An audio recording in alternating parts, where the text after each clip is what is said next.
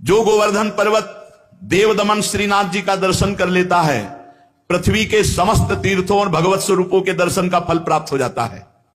गंधमादन पर्वत पर तपस्या करके जो फल प्राप्त नहीं किया जा सकता, उससे करोड़ गुना फल गिरिराज जी की परिक्रमा, गिरिराज जी के दर्शन से। पर परिक्रमा करने वालों से प्रार्थना है, ये जो आधुनिकता लेकर के ब्रज में आते हो, कृपा करके ऐसी परिक्रमा दूषित मत करो। परिक्रमा लगानी है तो नंगे पैर लगाओ, जूता मोजा पहन के परिक्रमा नहीं लगाई जाती। जो 3-3, 4-4 परिक्रमा लगाते हैं वो महानुभाव कपड़ा बांधे रहते हैं, उनकी बात अलग है। आप कहो जिंदगी में दोबारा ना लगाने को मिले, इसके बाद कोई व्यसन परिक्रमा मार्ग में न करे गिरिराज जी में। जैसे हमने देखा है, स्वयं सिगरेट पी रहे हैं, मसाला खा रहे हैं, पिच पिच थूक रहे हैं, तुम्हें शर्म आनी चाहिए। तुम ब्रजमंडल भगवान की तीर्थ मंडली जहां विराजमान है गिरिराज जी में, वहां आए हो, वहां तुम थूक रहे हो, तुम्हें शर्म नहीं आ रही? एक दिन मसाला नहीं खाओगे मर जाओगे, एक दिन बीड़ी सिगरेट नहीं पियोगे मर जाओगे, एक दिन नशा नहीं करोगे तो मर जाओगे। अरे यहां मंगल में धाम में आकर ये सब गंदगी करते हो। इसलिए परिक्रमा में दाहिने थूके नहीं, मुते नहीं, कुल्ला न करे। दाहिनी तरफ आराध्य देवते, चाहे वृंदावन की परिक्रमा हो, चाहे गिरिराज जी की, चाहे बरसाना धाम की, और नंगे पैर लगाओ। गोवर्धन पर्वत की यात्रा करने से 1 करोड़ सोने से सींग बढ़ाकर गौ में दान करने का जो फल ऋषभ पर्वत, कूटक पर्वत, कोलक पर्वत पर है, वो गिरिराज जी की यात्रा मात्र से पूर्ण हो जाता है।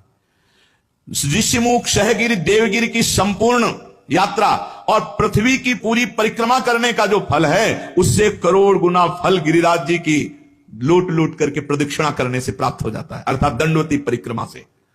भविष्य काल में उसका मंगल नहीं हो सकता जो एक बार गिरिराज जी से प्रीति कर ले। जय गिरिराज महाराज।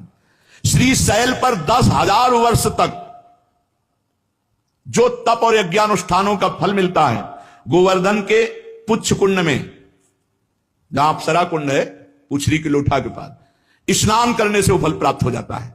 जो गोवर्धन पर्वत पर उत्तम ब्रजवासी ब्राह्मणों को पवाकर दान देता है, वह स्वर्ग चाहे तो स्वर्ग, भगवान के वैकुंठ धाम को चाहे तो वैकुंठ धाम की प्राप्ति होती। धन होए ना तो ये लाभ लेना चाहिए, भगवान के तीर्थों धामों में जाकर के भूखों को भोजन देना चाहिए, पूज्य जनों को कुछ दक्षिणा भोजन ऐसे करना चाहिए। भगवान दिए हो तो करना चाहिए। यहां 1 का लाखों भगवान देते हैं, मिलेगा, थोड़ा धैर्य रखो। समय, खेती भी बोई जाती तो अपने समय से फलीभूत होती है। हमारे गोवर्धन पर्वत पर जो मानसी गंगा है, बहुत पवित्र है। मानसी गंगा बहुत पवित्र, ये अनुभव की बात कह रहा हूं।